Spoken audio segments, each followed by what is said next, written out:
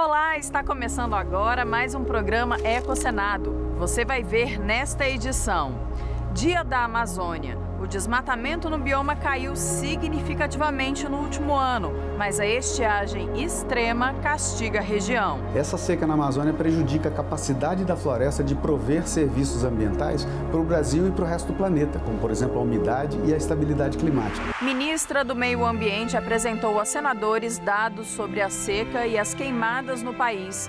Falou do uso criminoso do fogo e ainda alertou que podemos perder o Pantanal até o fim do século.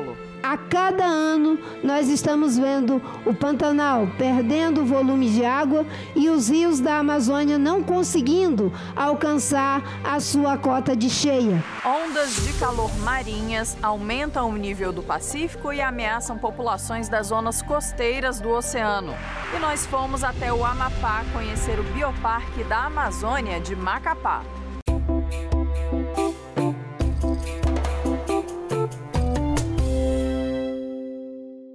A Amazônia e toda a sua biodiversidade não são essenciais apenas para os países que detêm o bioma, mas para o equilíbrio climático global. Acompanhe agora uma entrevista com o diretor do Instituto de Pesquisa Ambiental da Amazônia, André Guimarães, sobre a preservação da floresta. André, eu queria começar a nossa conversa falando da importância desse bioma tão rico que a gente tem aqui no Brasil, né, a Amazônia. A importância para o Brasil e para o mundo. A Amazônia é, sem dúvida nenhuma, vamos dizer, uma das peças do tabuleiro do futuro do planeta, talvez uma das peças mais importantes. A Amazônia tem importância local, ou seja, nós estamos falando da casa de 28 milhões de brasileiros, onde tem cidades grandes como Manaus e Belém, mas há muitas cidades médias, há muito desenvolvimento econômico na área rural e cidades importantes e um potencial de turismo, por exemplo, muito grande, ainda de certa forma inexplorado. A Amazônia também tem importância estratégica para o nosso país, quando a gente fala de um país que é agro, né, um país agrícola, que parte substancial do nosso PIB está ligado à produção agropecuária e a nossa produção agropecuária não é irrigada. Portanto, a umidade que a Amazônia traz, ela é chave para o nosso desenvolvimento econômico no nosso país. Mas não só o Brasil. Outros países do Cone Sul da América do Sul, como Paraguai, Argentina e Uruguai, também se beneficiam dessa umidade que a Amazônia faz circular pela nossa região. Então, ela tem um papel estratégico regional também, para não falar do papel global. E aí eu vou citar apenas um número. A Amazônia, ela estoca o equivalente a 10 anos de emissões de carbono de toda a humanidade. Acho que isso dá a dimensão da importância estratégica da Amazônia para a estabilidade do clima do planeta. Por exemplo, a água entra do oceano, é ciclada pela Amazônia e depois é redistribuída para o Cone Sul da América do Sul. O mesmo é feito com carbono, que é o que causa o efeito estufa, consequentemente as mudanças climáticas. A Amazônia tem um grande potencial e ela faz esse serviço de filtrar e fixar uma parte desse carbono, ajudando a reduzir os impactos das mudanças climáticas globais. E quando a gente fala em mudanças no clima, a gente lembra da seca severa que a Amazônia sofreu em 2023 e que há previsões para este ano também. Ano passado a gente viu que os rios tiveram um nível muito baixo, críticos, com a morte de peixes, de botos, né, aquelas imagens tristes que a gente viu. Qual que é o impacto disso para a população que vive ali, né? Tanto em relação à falta de navegabilidade, como é que essa falta de transporte afeta as populações que moram ali? Olha, o processo de seca na Amazônia, que nós vimos no ano passado e estamos vendo esse ano de novo, francamente, os cientistas não estão conseguindo explicar.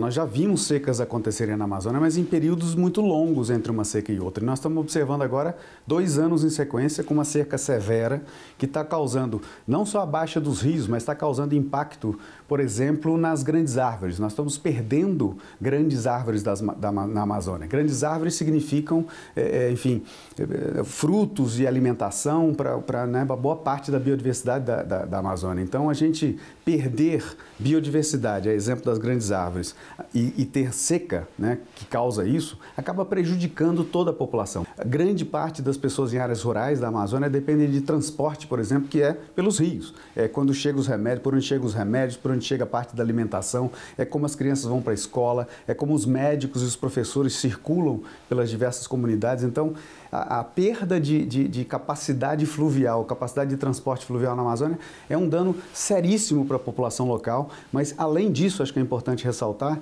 essa seca na Amazônia prejudica a capacidade da floresta de prover serviços ambientais para o Brasil e para o resto do planeta, como por exemplo a umidade e a estabilidade climática. A seca na Amazônia promove a produção do que a gente chama de combustível para queimadas, né? A Amazônia é uma floresta úmida, ela não queima naturalmente, mas o que nós estamos vendo é uma quantidade de focos de incêndio crescente. Esses incêndios muitas vezes são causados por agricultores que vão limpar o terreno, etc. E esse fogo acaba escapando para a floresta. Uma floresta mais seca, por conta da alta temperatura e, enfim, da redução de chuvas, ela se torna mais propensa a transformar queimadas, que eventualmente deveriam ser controladas, em incêndios descontrolados. Agora, o curioso é que nesse mesmo período, né, nesses 12 meses, se a gente for pegar de agosto de 2023 a julho de 2024, falando em desmatamento, a queda foi significativa, né? Sem dúvida. Foi a maior queda desde 2016, quando o DETER e o INPE começaram a fazer esses registros, né?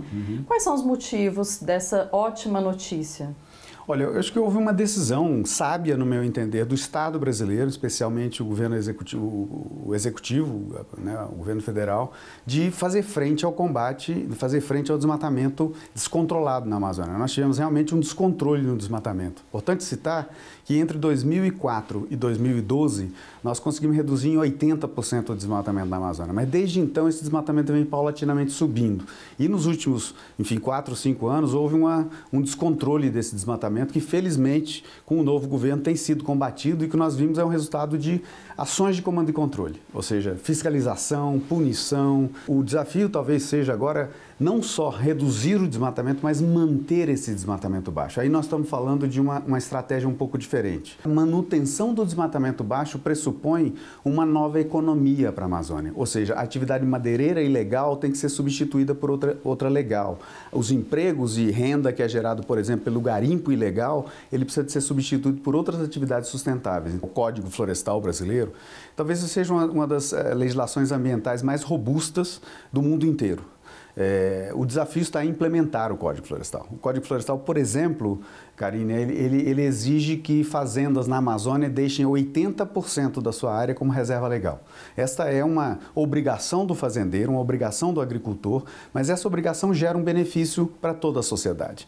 Então, a execução do Código Florestal, a implementação do Código Florestal significará transparência para investimentos e para a produção agropecuária e também não prejudicar a nossa reputação de um grande exportador de commodities agrícolas, por exemplo, ao mesmo tempo em que ela ajuda no desenvolvimento sustentável para a região amazônica. A fazenda precisa da irrigação da chuva. A chuva, ela depende das florestas e do ambiente natural, da vegetação nativa para acontecer. Então, a integração, um olhar integrado entre produção e conservação é a beleza e é o que nos permite ser um grande produtor de alimentos no planeta. Como é que estão as situações dos fundos financeiros de ajuda à Amazônia atualmente?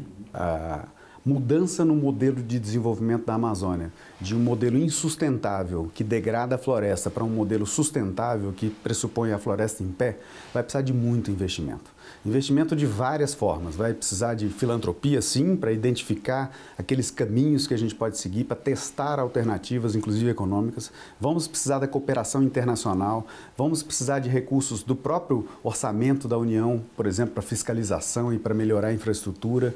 A gente vai precisar também de muito recurso do setor privado, do sistema financeiro. Então, a mudança no processo de desenvolvimento da Amazônia custará muito dinheiro.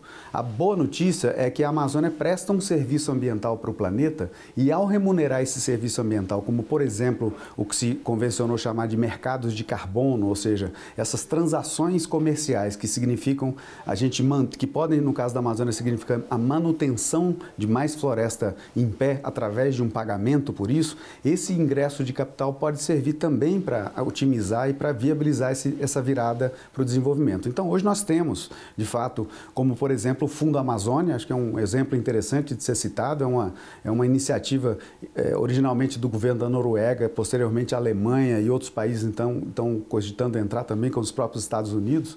É um mecanismo financeiro para ajudar a testar algumas soluções e amplificar outras que vão diminuir o desmatamento da Amazônia. Ele é importantíssimo, ele é fundamental, ele alimenta muitos projetos e ações importantíssimas, mas não é suficiente. A gente tem que canalizar recursos maiores, a gente tem que tornar a Amazônia atrativa para investimentos privados que vão gerar bons empregos, empregos verdes. Para isso, nós temos que ter aquele trabalho de base que tem que ser feito para esse capital poder chegar lá. Regularização fundiária, ordenamento territorial, melhor infraestrutura, capacitação de pessoas, são alguns exemplos de ações que o Estado brasileiro deveria estar provendo para a Amazônia de maneira a torná-la mais atraente para investimentos. Esse talvez seja o maior desafio após a redução do desmatamento, é a gente conseguir criar as condições para atrair os recursos que vão tornar a Amazônia sustentável no longo prazo. Agora, em agosto, os 3 poderes assinaram um pacto para a ecologia, né?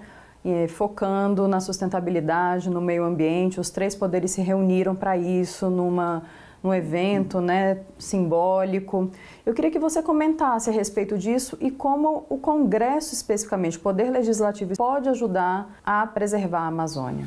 Olha, eu aplaudo de pé essa iniciativa. Eu, sinceramente, em 32 anos de profissão e de acompanhamento dessa agenda muito próxima, eu nunca vi uma tentativa de harmonização dos 3 poderes em torno de um objeto comum. E isso aconteceu. Aqui no Brasil, Supremo Tribunal Federal, Congresso Nacional e o Poder Executivo se juntaram e disseram: nós temos que trabalhar juntos para ajudar o clima do planeta. Isso é uma mensagem muito importante para a sociedade. Muito pode sair desse pacto. Agora, o resultado de fato, a consequência real desse pacto vai depender de uma pressão da sociedade.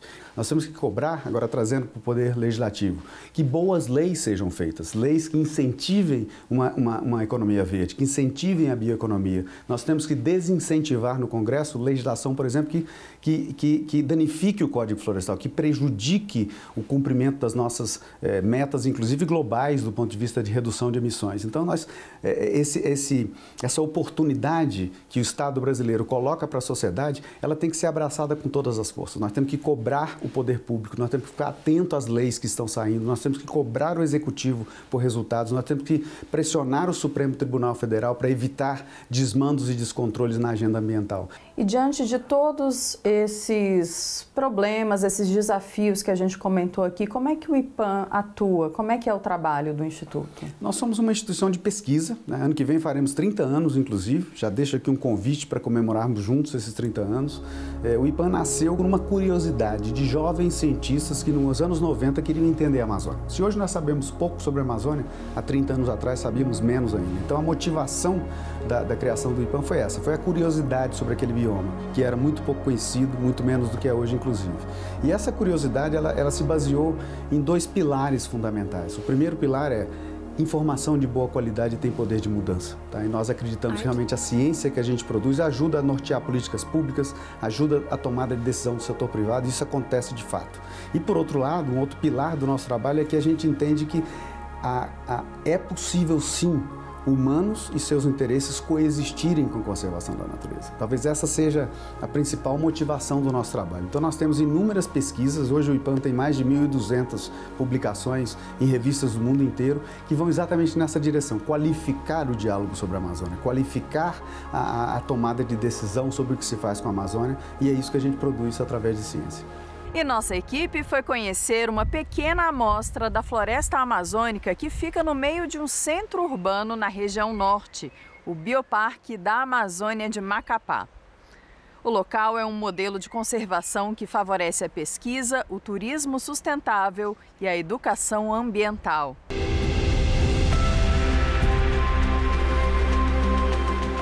Maior parque em área urbana da região norte do Brasil, com 107 hectares, o Bioparque da Amazônia de Macapá é um santuário de diversas espécies da flora e também da fauna silvestre, que encontra condições ideais de alimentação, reprodução e refúgio.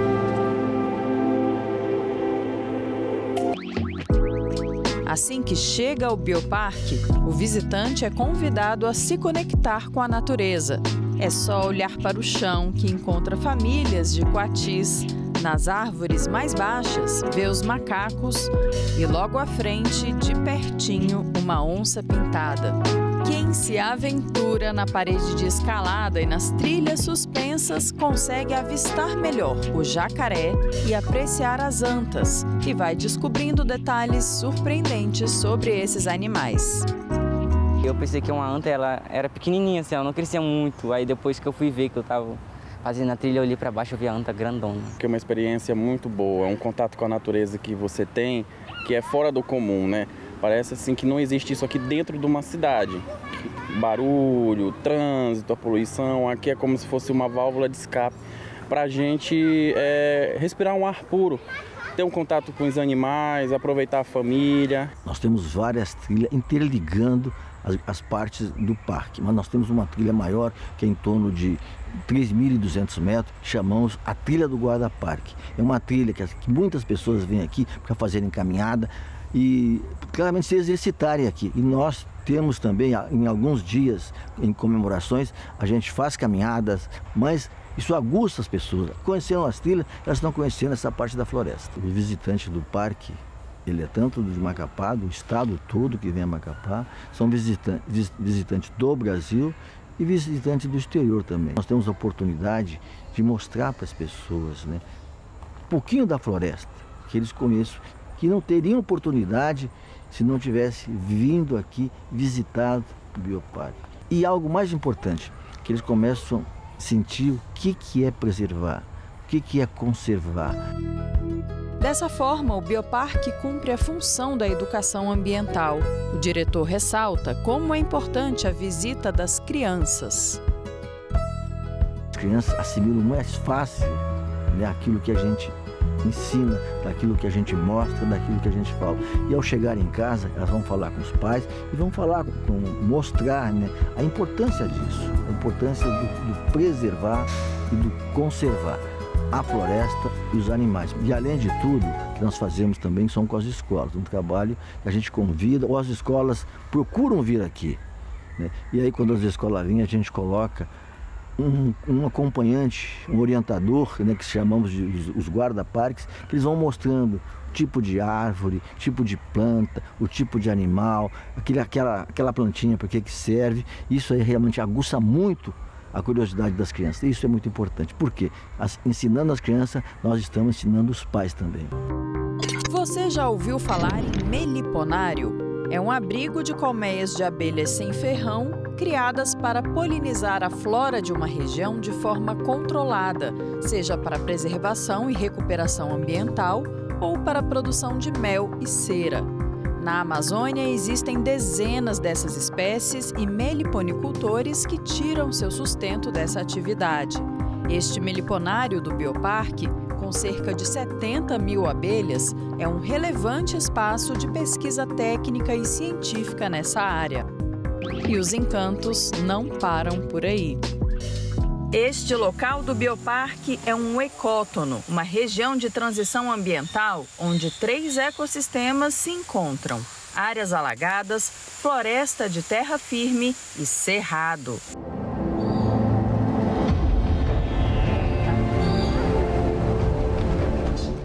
Interação que permite encontrarmos aqui uma grande variedade de animais e de plantas, como são os casos das espécies de árvores. Se for um ambiente completamente influenciado pela maré dos rios, a gente chama de floresta de várzea. E tem muitas espécies que ocorrem nesse ecossistema. Por exemplo, palmulato, andiroba, pracuúba. São algumas das espécies arbóreas com potencial madeireiro e econômico na região que mais se destacam nesse ambiente. Aqui, por exemplo, como não tem uma influência direta da maré dos rios, né, a gente tem um ecossistema de terra firme, onde as espécies que predominam nesse ambiente são sapucaia, como a gente consegue visualizar aqui, algumas espécies de angelim, como o angelim-pedra, e também maçaranduba. São algumas das espécies que ocorrem nesse ambiente, no ecossistema de terra firme, tanto no parque urbano quanto na vegetação nativa que a gente encontra na região.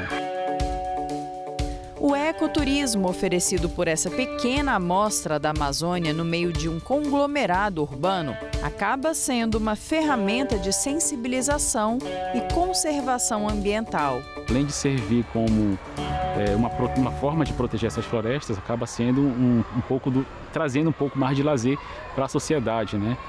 Quem não quer visitar uma área completamente preservada, né? Ter mais contato com o verde da vegetação, né? Na verdade, se a gente for aumentar mais a escala, se a gente for olhar de cima, né, da Amazônia, na verdade, a gente que é um pedacinho de concreto, dada toda a imensidão de verde que a gente tem de floresta, né? Que a gente aprende diversas coisas, né? A cuidar da nossa natureza, que é ela que nos proporciona um oxigênio puro para que a gente possa estar sobrevivendo ao longo do tempo e a não jogar lixo nas ruas, né? Que isso é um transtorno para a natureza. Então aqui a gente aprende a cuidar, respira melhor e vive melhor aqui, né? E o cuidado e a conservação deste bioma ainda promove a regulação do clima em todo o mundo, já que a floresta influencia o ciclo hidrológico e absorve o dióxido de carbono da atmosfera. A preservação da floresta tropical, de modo geral, do bioma amazônico, ela é fundamental, né?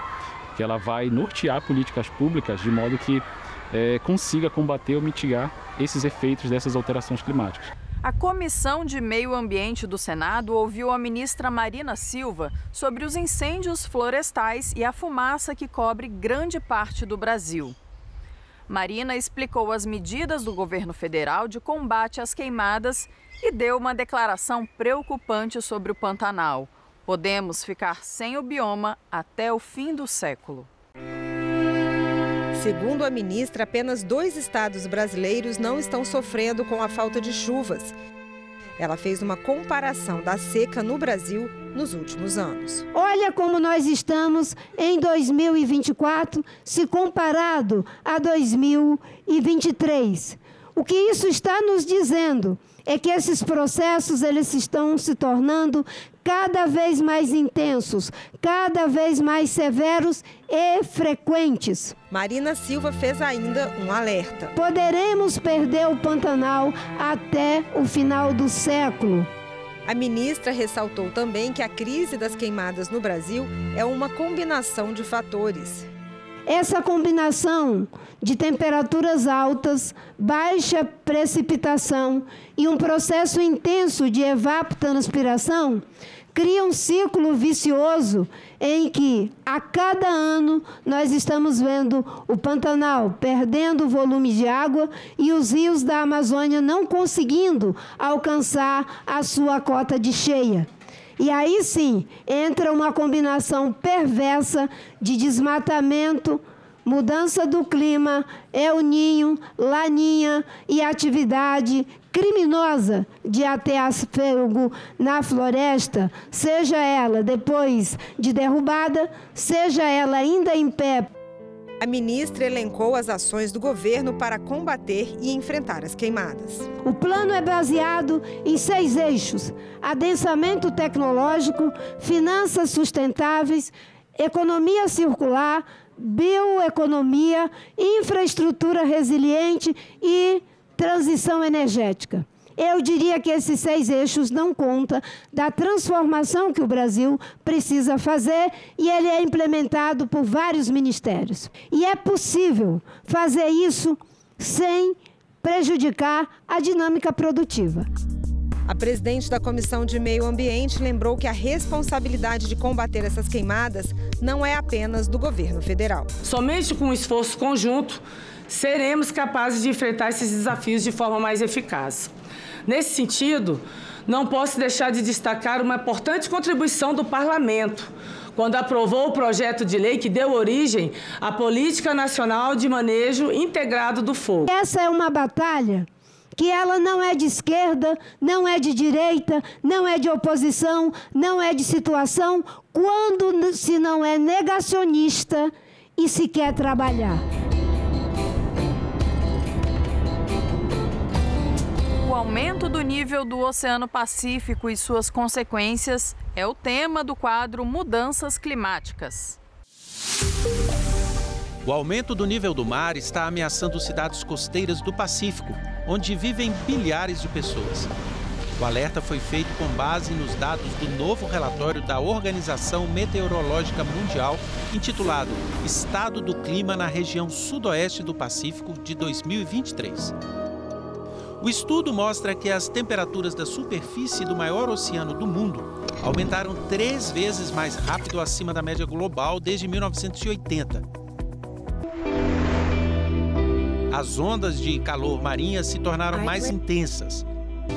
Elas duravam entre 5 e 16 dias. Porém, desde 2010, a maior parte do Oceano Pacífico vem sofrendo ondas de calor que duram entre 8 e 20 dias. O nível do mar em grande parte do Pacífico tropical ocidental subiu aproximadamente 15 centímetros, resultando no aumento de inundações na região. O relatório destaca que a região do sudoeste do Pacífico é extremamente propensa a tragédias associadas a perigos hidrometeorológicos. Em 2023, esse tipo de desastre causou mais de 200 mortes e impactou mais de 25 milhões de pessoas. Para o presidente da ONU, a causa é clara: as emissões de gases de efeito estufa. Ele destaca que, apesar das ilhas do Pacífico serem responsáveis por apenas 0,02% das emissões globais, elas estão excepcionalmente expostas. 90% da população vive a apenas 5 quilômetros da costa.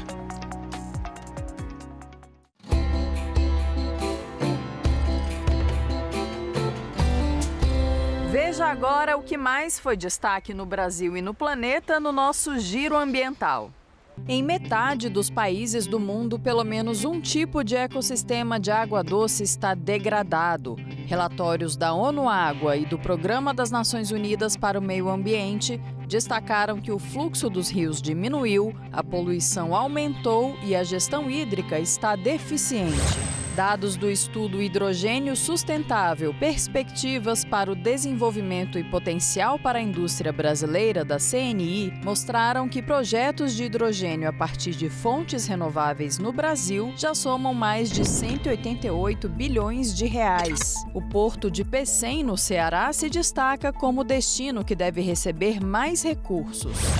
A rede WWF lançou o Pantanal, uma iniciativa que reúne equipes da ONG do Brasil, da Bolívia e do Paraguai para defender o bioma do Pantanal. O grupo desenvolveu e atualizou o plano de ação, que se concentra em 4 pilares: promoção de um Pantanal com rios livres, áreas úmidas resilientes, Pantanal livre de desmatamento e conversão de solo em pasto e compromisso com um Pantanal sustentável.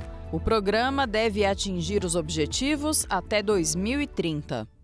Nós ficamos por aqui. Obrigada pela audiência. Para rever ou compartilhar este e outros programas, acesse senado.leg.br/tv ou o nosso canal no YouTube. Até o próximo EcoSenado.